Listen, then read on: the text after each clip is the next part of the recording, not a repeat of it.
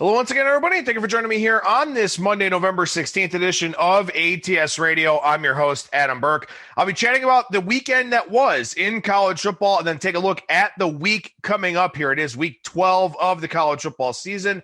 My updated college football power ratings are posted over at ats.io. I'll be chatting about those, talking about which lines I'm off market on, where maybe we can get some line value here early in the week, and go over some box score updates for you from the games that wrapped up over the weekend. Over at ats.io, along with my college football power ratings, I've already put up, thanks to insomnia, my situational spots and betting trends piece over there at the website. So you can check that out with a variety of news, notes, nuggets, all sorts of different things here for week 12 of the college football season. Also be putting together the opening line reports here this morning for college football and the NFL as the market kind of settles. Usually we see some line movements around 11 o'clock Eastern time on Monday morning, sort of the West Coast crowd kind of getting going after the late night watching the NFL and everything else going on. So we'll have an opening line report coming your way over at the website here shortly as well. And as I look over in the WordPress on my admin side here, I can also see that we've got a lot of game previews and predictions going up for this week in college football and the NFL as well. Lots for you to keep an eye on with that. And of course, as the week goes along, we'll be covering different sportsbook promotions, industry news, all sorts of updates over there at ats.io. And of course, as you know, we've got a great betting app, the ATS app, which you can find in the Google Play Store and also in the Apple Store. Download that, use it as a bet tracker, use it to read the articles from the website on the go, use it for different stats and trends, ATS standings, an odds screen that's got odds from multiple U.S. sports books. A really great tool to have in the palm of your hand with that ATS app. So get it in the Google Play Store for Android, in the Apple Store for iOS, or you can find links to download it over at ats.io. All right, with that, we'll sort of recap week 11 here, talk about some of the college football power ratings adjustments that I've made, go through some box score stuff, and also take a look here at some of the lines where I'm off of the market right now.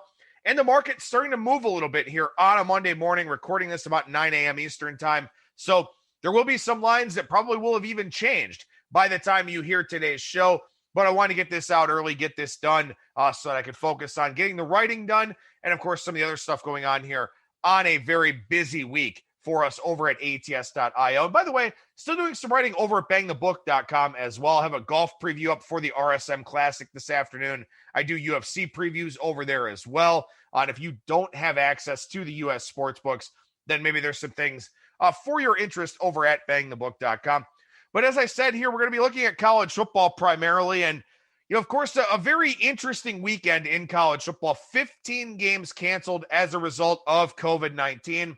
Even had a Sunday game where UCLA and Cal wound up playing, and not the result I expected. It closed right on my number of Cal minus 3.5, but UCLA a big outright winner by 24 points in that game there on Sunday morning. So I had to make some adjustments to that in my power ratings. But, you know, like I've talked about a lot here so far this season, the power ratings adjustments have been a little bit more difficult because we're seeing a lot of that game day money, whether it's COVID related or just consumer confidence related, of making those plays on game day. We're seeing a lot of one-sided money, and there's really no chance for the sports books to balance that out. Really no chance for them to kind of limit their exposure with that one-way runaway game day action. So the closing lines, as I talked about last week with both Kyle Hunter and Brad Powers, the closing lines may not be the best barometer, but it's really what I have to go off of. So I'm still using that, still going through my three-step process. And for those that are maybe new listeners to the show here, my three-step process with adjusting my power ratings is that first I compare my line to the closing line, make some adjustments from that point. Then I'll take a look at the box score. Were there crazy turnover happenings, special teams touchdowns, all those different types of things? Will those factor into the equation? And then lastly, I'll compare my numbers to the market. And, you know, or even as I'm going through putting my numbers together, I have enough awareness of the market that if I come up with a number and I look at it and I go, it doesn't look right, I don't think that's where this line should be, then I will make some adjustments at that point. So there were several games where I kind of did that a little bit here this week to try and fall closer in line with what I expected to be the market expectation. But before we get into some of those odds and maybe some things that we want to grab early in the week here, some of the adjustments that I made this week, and I made some very substantial adjustments to some of the newer conferences that are in action, namely the Big Ten. Michigan and Penn State both getting dropped 7 points in my power ratings here for this week. Now, I am light on the Michigan line this week. Michigan 8.5-point favorite out there in the market. My line on that game, I believe, is 3.5 or 4 here as I look it up while I'm talking. So my line is 5 on that game. So a little bit light on the Michigan line. Doesn't really matter. I'm not touching that team at all whatsoever. I'm actually a little bit light on the Penn State line as well. And in fact, for Penn State here, I still have them in a favorite role in their game against Iowa this week. But that's one of those where, again, I don't really want to touch Penn State. So it's a game that's not really on my radar anyway. But I have Penn State minus 0.5 point in that game. Iowa 2.5-point favorite in the market. Both of those teams getting substantial adjustments from me in my power ratings here for this week. But as I said, Michigan and Penn State both going down 7 points. And there are a couple of factors in play here. The first is that, and I've talked about this a lot throughout the season too, we have a very reactionary betting market right now. And the fact that both Michigan and Penn State have looked as bad as they have with the final scores, you have to overcompensate with those two teams. And I feel like I did at least to this point with Michigan, maybe not so much with Penn State, but I've already dropped Michigan 13 points from where I had them with my initial power ratings before the start of Big Ten play. So maybe I was too high on the Wolverines at the outset, but certainly have corrected that at this point in time. Penn State is a different one because Penn State won the box score last week against Nebraska. They had 6 trips into the red zone. They had 1 touchdown, 3 field goals, and turned it over on downs twice. Penn State won that box score against Nebraska, but just didn't do anything in the red zone, didn't capitalize on those opportunities enough. And when you look at the box scores for Penn State, they didn't play well against Ohio State, but they're only minus 0.17 yards per play. This is not an 0-4 team, but you still have to respect what the market perception is going to be of Penn State. So I did end up dropping them a touchdown. As I said, still didn't get to this week's line against Iowa, at least as of yet, but I did have to make a pretty big adjustment there to Penn State. And another one that I adjusted down in a big way was Minnesota. I dropped Minnesota 6 points here this week. The Big Ten has been a disappointment. And in fact, too, even Ohio State, my lines have been high on Ohio State. So I don't know if the market is holding things against the Buckeyes for what's happening in the rest of the conference. But the Big Ten has just not looked good to this point here. And Minnesota definitely at the forefront of that. Look, the box score against Iowa wasn't as bad as the final score would suggest, but Minnesota was remarkably inefficient offensively in that game. They ran a lot more plays than Iowa did, and you have to respect things like that. And that's why you have to do the box score study. It's not enough to sit there and say, oh, well, Iowa only outgained Minnesota, by a little bit. It's the fact that Minnesota was just very inefficient on offense. Minnesota ran 77 plays to Iowa's 53. So that's why the yardage was close. Minnesota ran 24 more plays than Iowa, but Minnesota had 4.3 yards per play. So yeah, from a yardage standpoint, it doesn't look like the blowout that the final score would suggest, but on a per play basis, Minnesota was terrible in that game. So I wind up dropping them 6 points here in my power ratings. Staying with the Big Ten, Iowa moved up 5.5 points for me. Now, I don't think Iowa is a great team. I don't think they're as good as the market believes that they are. But they've only allowed 4.2 yards per play on the year. I don't think the offense is very good, but the defense seems to be pretty good. Now, this could also be a function of who Iowa's played to this point in time. But it was pretty clear that my lines were off on the Iowa Hawkeyes. So I made that big 5.5-point adjustment. Still not there with the Iowa Penn State line, as I mentioned already, but a pretty big adjustment for the Hawkeyes that I did want to mention here on today's show. Also, in terms of another conference that's relatively new, started not that long ago, the MAC. I dropped Northern Illinois 5.5 points in my power ratings. And this is another one where not only did I have to catch up to the market, but when you look at these teams that are really, really, really bad, their numbers seem to be inflated a little bit because sportsbooks are trying desperately to find any sort of buy point on these horrific teams. Akron, Bowling Green, UMass, NIU, Utah State, teams like that. The books are trying to find any possible buy point. And I know in my mind that these teams are not good. So even though my line's off on a Northern Illinois, it's very hard for me to play that team anyway. But I did drop them 5.5 points here, got the line pretty much in range here against Ball State this week. So that's a good thing. Shows that I probably have my NIU power rating in a good spot. But again, these power ratings are just a guide. You know, I think they're justifications early in the week for getting some line value. Outside of that, you still have to handicap the game. And even if your line is off on a team, you can have enough, ability to say, I don't want to play that team anyway. And these really bad teams or these teams that have had really bad showings, it's pretty easy to do that. Northern Illinois being one of those teams here for me. Another one no, that's it for the MAC, at least in terms of really big adjustments. I do have some 2.5, 3-point adjustments, stuff like that. I'm only highlighting the biggest of my adjustments here for week 12. South Carolina is another one I moved 5.5 points, much to my chagrin as a Gamecocks fan, but things are bad in Columbia right now. And in fact, quite frankly, 5.5 was my adjustment before Will Muschamp got fired. I wound up posting the article. Then as I was doing the formatting for the article, I saw that Will Muschamp had been fired. So things in Columbia are not good. And, they brought in Mike Bobo to be the offensive coordinator. And South Carolina ran the football really effectively against Ole Miss over the weekend. But Colin Hill didn't play well again. And Mike Bobo, who was the head coach at Colorado State, got Colin Hill to transfer to South Carolina. It seems like he's playing some favoritism with Colin Hill. Opts to go with him over Ryan Helinski last weekend. I'm not saying South Carolina wins if Helinski plays. They gave up over 700 yards of offense, but, obviously not a particularly good look for the Gamecocks here so far this season. That line was a runaway train, too. My line was 6.5 on that game. It didn't stop until it got to 13.5. So a 5.5 point adjustment for the Gamecocks here. And as I said, that's pre-Muschamp. And I'm still not even sure if that's enough of a downgrade here because I think Muschamp just isn't a good head coach. I think the players liked him. I think he's a good defensive coordinator, which is a role that he'll fall back into now. I just don't think he was a good head coach. And this is one where I don't know if you get that bounce out of the Gamecocks here, taking on Missouri this weekend at home.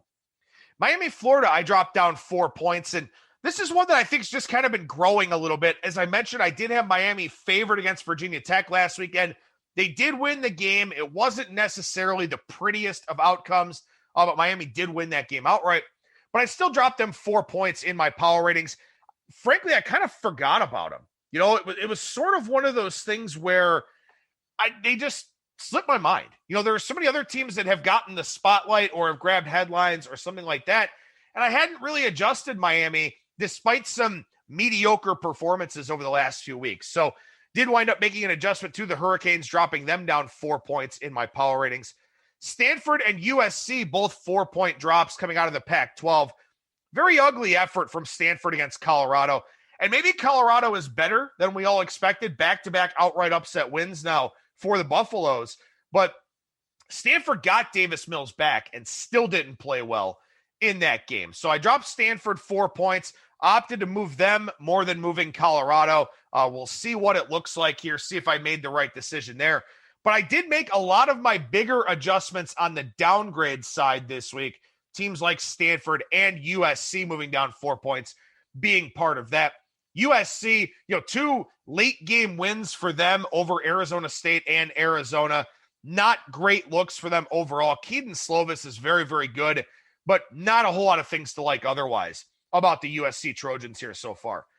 Lastly, another upgrade here of more than 3 points is Clemson. They'll get Trevor Lawrence back this week. I would have upgraded them more, quite frankly, but their defense looked pretty bad against Notre Dame. So I'm high on their number against Florida State this week anyway, but Clemson back up there with Ohio State and Alabama. And one last note here. It was only a 1-point move, but Alabama is now number 1 in the country for me over Ohio State. Again, the market seems to dislike something about the Buckeyes right now. I was very high on their line against Maryland last week for the game that got canceled. I'm a little bit high on their line against Indiana this week. For whatever reason, the market doesn't seem to love the Buckeyes right now. So I figured, even if it's in name only, I thought I would move Alabama up to the top spot here. So as far as games where I'm off of market a little bit, Akron and Kent State is one of them. I have Kent State minus 19.5. That's minus 24 in the betting market. For those that don't know, and I am an Akron alum, this is a big rivalry game. The battle for the wagon wheel here. These two schools are about 12 minutes apart driving distance, about 9 or 10 miles apart as the crow flies. Big rivalry here. This is the biggest line for Kent State in the rivalry's history, being a 24-point favorite. Not to say that I'm going to bet on Akron, but as I combine some of the box score notes here a little bit, Akron last week against Ohio, they outgained the Bobcats 435 to 307. Akron was -3 in turnover margin and had a turnover on downs. They had 20 first downs to Ohio's 15. So the Zips did look better last week, did cover that number against the Bobcats. Maybe Ohio's just not very good, but I thought that was an interesting box score there. So I'm a little light on that game, but I don't know if I'm necessarily going to go out there and get excited to bet Akron in that rivalry game against Kent State. As far as the rest of the MAC games go during the week, we did have Ohio and Miami of Ohio canceled. That one was Miami of Ohio a pick'em. I believe that's exactly where my line was on that game as well, so there was no edge to be had there. Interesting to see Eastern Michigan moving against my number a little bit here. My line's Toledo -8. Eastern now down to 6 out there some places in the betting market. Little surprised to see that move, although Toledo maybe not impressing too many people here at this point in time. Western Michigan, Central Michigan. My line is Central minus half a point, market 2.5. May get to 3. It looks like it could get to 3 there in that one. That's a little bit surprising to me, but the Michigan MAC trophy on the line in those directional Michigan games. Interesting game. Doesn't look like I'll have any kind of play in that one. Tulane and Tulsa, I do have an overlay for Thursday night here. Tulsa -8.5 for me, -4.5 in the marketplace. I do like Tulsa in this spot. I think Tulsa's defensive line, very, very good. Tulane, they played a lot more games than Tulsa has. So that's kind of an interesting thing. Maybe they've worked out more of the kinks. But on the flip side, they're playing on a short week. Both of these teams playing on a short week here. But Tulane with the travel, not bad travel necessarily, but, with COVID and protocols and all these types of things, practices are a little bit different here. Usually teams kind of take it easy on Sunday, stuff like that. I like Tulsa in that spot. I think that line will go up. The 4s that were out there at open have already gone to 4.5. I think the market's a little bit higher on Tulane than I am, but that is one that's on my radar here and one I will probably play today. Tulsa -4.5 with my line sitting at 8.5. UMass and FAU, a little bit of an overlay here. My line's 27.5, the market 31.5. Interesting, too, because FAU is not a team that puts up a lot of points. This is a line of 31 with a total of like 47 or so, I believe, 49, something like that in the global markets. It's a big point spread for a very low total. Not a game necessarily on my radar, but I did drop UMass a little bit in my power ratings here and still couldn't quite get to this number against FAU. As we go through by rotation number here on Saturday, as I mentioned, I've got Penn State a slight favorite. Not a game that I'm too excited to play. Not a game that's necessarily on my radar there in that one. There are some books that are kind of slow to open these games here for Saturday, so that is something that you want to keep in mind. One big overlay that I do have here, East Carolina against Temple. I have East Carolina a 3.5-point favorite on the road. The market number right now, Temple -2. This was 2.5. It is moving down towards my number. I don't know to what degree East Carolina will be favored on the road, if at all. But Temple is a team that I have no interest in playing right now. I don't like Rod Carey. They've had the quarterback injuries. Just not much to like about the Temple Owls here. I think East Carolina money line, maybe a decent look here, plus the 2 if you like that. That is one that is moving down towards my number, though. So that is one that maybe I need to get involved in here relatively quickly. Cincinnati's taking money against Central Florida. My line is Cincinnati -3. Market up to Cincinnati -4.5 here. I'm not going to have a play on this game. It's probably the game of the week in a lot of respects here. But, I think this one's interesting. Cincinnati, this is a must-win game if Cincinnati wants that fourth college football playoff spot, if we even end up having a college football playoff. But, UCF has put up a lot of yardage. They've left some points on the field, though. So that's kind of an interesting thing. Also here, too, for Cincinnati, this is only their second road game of the year. They were supposed to play a road game at Tulsa. That one got canceled, moved to the end of the season. Cincinnati will play 3 straight road games to end the year here, but their only road game was in Dallas a little under a month ago. So they're going out on the road here. That's something they haven't done a whole lot. I don't know if that has a big impact necessarily, but it is something that's on my radar here for this week. Appalachian State, Coastal Carolina. My number is 3. Looks like the places in the market are at 4 that have opened so far. Zach Thomas for App State was carted off. Seems to be okay. If he doesn't play, this line's probably 6.5, 7 for me. If he plays, I've got it here at 3. Big game for both teams. Interesting game. Maybe a audition for the South Carolina job for Jamie Chadwell at Coastal. But I don't think I'll have a play on this one, but it is a very interesting game, to say the least. Clemson, Florida State. I'm not off market too much. I have it 36. The market's 34. But the biggest home underdog role in Florida State history. So an interesting spot there as they're getting 34.5 against Clemson. I do have South Florida favored over Navy. I'm seeing some -4s on Navy in the marketplace. I have it South Florida -1.5, but not a game I'm really excited to play one way or the other there. Michigan and Rutgers. This one is starting to move down. I'm seeing 7.5s out there in the marketplace now. There were some 8.5s yesterday. My line on that one is Michigan -5. So I'm not going to have a play on that game, but it is kind of interesting to see Michigan open that big of a favorite, after Rutgers took money last week against Illinois, then lost the game outright. So again, I think that speaks to the reactionary nature of the markets here, where if Rutgers plays to expectation against Illinois, this line probably is 4, 4.5. They lose to Illinois and the line's 8, 8.5. Now we're seeing it come down a little bit. So that suggests that there probably was a little bit of an overreaction in the marketplace to Rutgers losing to Illinois. USC and Utah. I have Utah -2.5. The market that is open on this game, USC -3. I don't even know if this game is going to get played. Utah's had major COVID concerns. Obviously, COVID spiking all over the place now. So I don't know if that game will be played or not, but that's the number that I have on that one. Really not a whole lot of significant overlays for me here this week. That is something that is kind of nice after having a lot of games that were kind of out of whack over the last few weeks here. One where I do have an overlay, UTSA and Southern Miss. My line is UTSA -2 here. The market -8. Not playing Southern Miss in this spot, but this is a pretty big favorite role for UTSA, a role that they're not typically in. So I think that's a pretty interesting line there for that game. Not saying I want to bet on Southern Miss because they really haven't looked the part pretty much all year long, but still interesting to see UTSA lined as that big of a favorite against Southern Miss. Wisconsin and Northwestern, I have a little bit of an overlay on here. I have Wisconsin -3.5. Market is Wisconsin -7. Now, when you look at Northwestern's box scores, I understand some of the skepticism. They've had some issues offensively here this year. They really have had some games that maybe they shouldn't have won or shouldn't have won to the degree that they did. Wisconsin, though, and maybe I didn't properly adjust to Wisconsin. Maybe I over-adjusted Michigan, under-adjusted Wisconsin off of last week.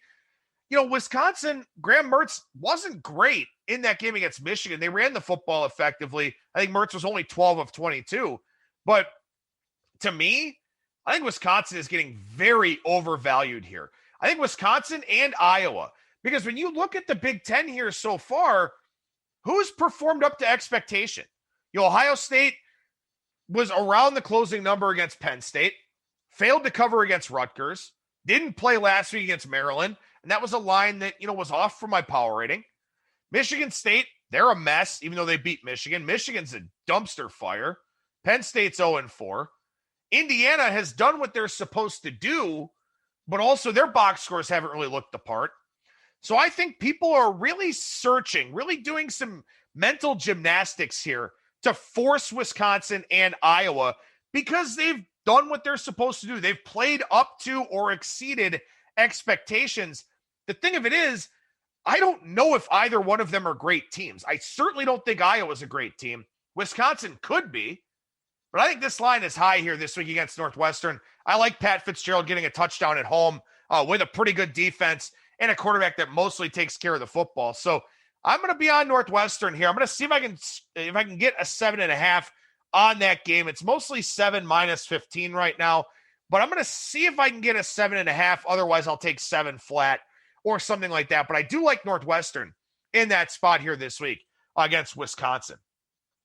Florida and Vanderbilt. This is the biggest favorite role on the road for Florida since 2001. They're a 31-point favorite against Vanderbilt here. My line's 29, so I'm not off market, but I just wanted to throw out that little nugget for you here on today's show. Not a big surprise to see this one, and in fact, I'm pissed off at myself for not getting in on this game earlier. Oklahoma State was 9.5 against Oklahoma. My line's 4.5 on this game, and we're now down to 7 market wide. So I was asleep at the wheel, ironically enough, even though I didn't really sleep last night. Didn't take Oklahoma State plus 9.5. Knew that number was going to come down, and in fact, it has. So again, that's one where, you got to trust your numbers. If you're doing the work, you got to trust your numbers. For whatever reason, I got sidetracked or something like that. Didn't play Oklahoma State at 9.5. Now we're down to 7. Not surprised to see it crashing towards my number here early on in the week. Kansas State and Iowa State. I would expect Kansas State money to come in that game. My line is 10.5. The market number is 11, but Kansas State is excellent as an underdog. And I've talked about this before. I don't want to lay big numbers with Iowa State and Matt Campbell, who's also excellent in an underdog role. So I would expect that number to come down there with Kansas State and Iowa State. As far as other overlays, I don't really have any. My power rating's much better here this week. Maybe I've actually made the correct adjustments here overall. Hopefully we'll see a lot of these games get played. But, as far as games where I'm off market still right now, East Carolina, still one I'm looking at. Utah, one that I'm looking at here. And again, if I had to play it, Oklahoma State. If it gets back to 7.5, I still like it. At 7, it's a little bit more difficult of a play to make. USF, another one that I kind of like against Navy, but, again, usually when I find lines that are off a lot on really bad teams, I'm just not either, understanding just how bad that team is, or there are things happening on the other side of the counter that I can't see. Because, again, think about it, right? Southern Miss, okay? Southern Miss probably shouldn't be getting 8 points in this game. But when you look at Southern Miss's recent results, are they getting 10% of the bets in their games? 5% of the bets in their games? If that's the case, and I don't really know because I don't trust the consensus percentages that are listed at the odds screens, then why wouldn't you jack up Southern Miss's line to try and get any kind of money you possibly can? So I'm not privy to that perspective on the other side of the counter. And I think sometimes that does make it a little bit difficult, especially when you're talking about the really, really bad bottom of the barrel types of teams. All right, so a few box score notes here to finish up this Monday show, previewing your college football week ahead. As I mentioned, one that's a big one to me that really stands out, again, Akron outgaining Ohio by 128 yards, but Akron -3 in turnover margin, had a turnover on downs, so still found a way to hurt themselves, as they always do. But I think this maybe speaks more to the fact that Ohio might not be a very good team. They lost that game to Central Michigan in the first one, nowhere near covering against Akron in the second one. Their game canceled, of course, this week. Maybe we would have found out that Ohio is just possibly not a very good team here for this season. Kent State ran 93 offensive plays against Bowling Green and did whatever they wanted in that game, so I thought that was a pretty interesting outcome there. I talked about Toledo and how money's coming in against Toledo this week. Toledo in their game against Western Michigan, which strange game. Very strange game. I was on Toledo in that one. Not really the outcome that I was hoping for. Had sprinkled the money line as well. But Toledo only had 5.9 yards per play in that game against Western, whereas Western had 7.7. Now, of course, Western Michigan was trailing throughout most of the second half, but still, Toledo did not win that box score. And maybe that's why money coming in against Toledo here early on in the week against Eastern Michigan. The Central Michigan-Northern Illinois game was ugly. Central Michigan won 40-10. I wound up taking a late play on NIU plus 7.5. Might as well just light money on fire there in that one. But Central Michigan was only 1 for 11 on third down in that game. NIU was 2 for 16. So not a lot of third down success for either one of those teams. I think third down success is a pretty good barometer of a team's offense. Whether it's third and long, third and medium, third and short, if you're converting those and staying on the field, that's very important. Central Michigan did not do that last week. So I may be on Western Michigan here this week. We'll see what happens with that number. And if it gets to 3, I probably will take a piece of the Broncos in that one. Very misleading game between Colorado State and Boise State. And I did drop Boise State a little bit in my power ratings here. But Boise State had 52 points, but they only had 291 yards. They had 2 blocked punt touchdowns and ran back a blocked field goal for a touchdown.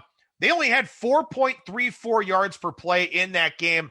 Colorado State with 4.5. So Boise did not look the part in that game offensively, had 3 special teams touchdowns. So keep that in mind with the Broncos here as we go forward with some of their games. 9.9 yards per play for Cincinnati last week against East Carolina. Did wind up taking East Carolina for some pizza money late. That backfired in, crashing down to earth in flames fashion. But 9.9 yards per play for Cincinnati. We know their defense is good. I don't know how legit their offensive performances are, but you can move the football on Central Florida. So we'll see if that's an up and down kind of game. How about Florida Atlantic here? 6.8 yards per play for the Owls. Again, laying that big number against UMass this week. They only passed for 80 yards in that game against FIU. So 6.8 yards per play, and they were 10 for 16 passing for 80 yards. So they ran the football to a great degree in that one. Arkansas and Florida covered. Florida scored 63 points in that game. But defensively, they were not good again. Arkansas had 9 yards per play in that one. Arkansas only had the ball for 21 minutes and 12 seconds. They ran 51 plays. Florida ran 83 plays in that game, had 36 first downs. So Arkansas's defense was terrible as well.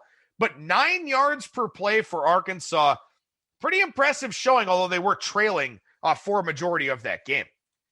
4.5 yards per play for Miami, Florida. As I said, I did move Miami down. Bad offensive game both ways in that one. Miami ran 86 plays in that game, but only 4.5 yards per play. Not particularly great for the Hurricanes offense in that win over Virginia Tech. What about Purdue here? Purdue, 51 pass attempts, only 263 passing yards against Northwestern. Northwestern, though, only 3.84 yards per play. So that's what I said about Northwestern. They've gotten the job done. They've won their games, but statistically, it has not been pretty for them. They had 80 rushing yards on 40 carries. No sacks in that number either. 3.84 yards per play for Northwestern. Very, very disappointing performance from them offensively against Purdue. Sticking in the Big Ten here, like I said, man, Penn State's won box scores this year. They haven't gotten wins, but they've won box scores. 501 to 298, the yards in their game this past weekend. They had the ball for 36-24 against Nebraska. -1 in turnover margin, but 1 touchdown in 6 red zone trips, 3 field goals, 2 turnovers on downs. Penn State with 500 yards, and they lost that game. And that's why I have such a problem power rating Penn State. And I played Penn State last week. And by the box score, they should have covered that game -3. They should have won that game. But, red zone issues for them. And something else to talk about here to sort of break up all these notes in the box score section is that apathy may start setting in for some of these teams. we saw a lot of teams have COVID issues coming out of Halloween parties, stuff like that. These kids, how long can you keep college kids down from partying and going out and doing things? And look, again, the numbers show it when it comes to COVID that, that age range recovers and they're pretty much fine. A lot of them asymptomatic, stuff like that. So these players are going to look at this stuff and go, well, you know what? We're trying to adhere to these protocols so we can play. But if we get it, we're going to be fine. So I'm going to live the college experience because our football season's not going where it's supposed to be going. So I worry about that a little bit with a team like Penn State, where they're not supposed to be 0-4 right now. They're supposed to be 3-1 with a competitive loss to Ohio State, and they're not. So I worry about teams like that as we go forward here. Teams that, I wonder how well coached they are and stuff like that. Will apathy set in? Will they start breaking protocols? All these different types of things. I think those things are very much a possibility for some of these teams here. And a team like Penn State absolutely makes a lot of sense in that regard. So that's something you may want to factor into the equation here with some of these college football teams that, again, they have standards, they have expectations, they have this idea of where they're supposed to be in their minds. And, when it doesn't work out, then what? Then what do these teams wind up doing as they go forward here? And I think with a team like Penn State, again, they're supposed to be somewhere different. So watch out for that with some of these teams here that, could wind up falling by the wayside a little bit as we go forward. And by the way, of course, as I'm talking here, money hammering Tulsa in the betting market up to 5.5. So another one that I missed just, by either not trusting my numbers or getting caught up in doing something else. So a very frustrating Monday morning here, to say the least. Fresno State outgained Utah State 541-343. And this really shouldn't have even been as close as it was. Utah State had a kick return touchdown. They had an 86-yard touchdown run. Fresno State, 29 completions for 422 yards. So Utah State fires Gary Anderson, and nothing really changes for the Aggies there in that one.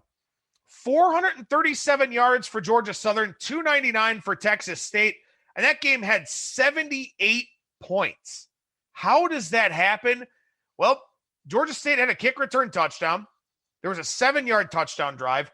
6 of the 7 second-half drives went for points. So, the teams just took advantage of the short fields that they got in that Georgia Southern Texas State game. So, a misleading over a little bit, but the teams did take advantage of their offensive opportunities. Louisville and Virginia. Louisville outgained Virginia 478-368, but lost 31-17. Virginia had a pick six. Virginia also fumbled at the 1-yard line going in. Louisville ran the ball very effectively in that game. 39 carries for 317 yards. Scott Satterfield was very upset with his team after that game. Very upset that they lost despite outgaining Virginia by 110 yards. I don't think that's a team that quits, and maybe this week they let out some frustration against a very bad, very overmatched Syracuse team on Friday night with that line 18.5. Stanford, only 21 rushing attempts. This was not the Stanford football that we're accustomed to seeing. They threw the ball 56 times, only 5.15 yards per play. So not a good look for the Stanford offense. San Diego State, a win and cover, even though their quarterback, Carson Baker, 4 for 13 for 30 yards with 2 interceptions. So San Diego State still covered despite that ugly line from their quarterback, 4 for 13 for 30 yards with 2 interceptions for Baker in that one for San Diego State. San Diego State, a very interesting game this week against Nevada. My line's pick 'em. That one's, I think, San Diego State -1, -1.5 in the market. Lastly here, UCF and Temple.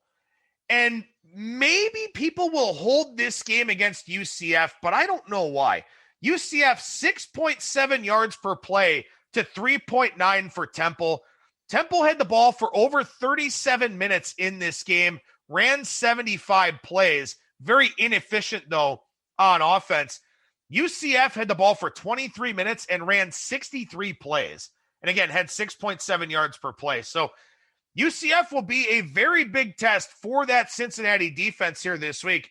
Should be a great game, to say the least. So That gives you a recap of what we saw in week 11, a little bit of a preview here of week 12. Again, the markets are absolutely lighting up here on a Monday morning with a lot of line movement out there. And in fact, Cincinnati's line on the verge of going up to 5, maybe 5.5 here by the time I get this edited and you hear it. So again, I missed the boat on a couple of plays here that I liked early on in the week. That's very disappointing for me, but we'll see how everything plays out here for this week 12. And we'll talk more college football on Wednesday with Kyle Hunter, on Thursday with Brad Powers, and we'll talk NFL on Tuesday with Brian Blessing, and we'll talk about my Circa Million picks on Friday, coming off of a 1-4 week. So a very disappointing week for me in the Circa Sports Million. The Browns game definitely being one of those disappointing outcomes, but should be a good week here on ATS Radio, and it's always a good week over at ats.io. Make sure you download that ATS app where you can get all of our website content and then some right in the palm of your hand. That'll do it for me. Thank you so much for listening, everybody, and I will talk to you again tomorrow.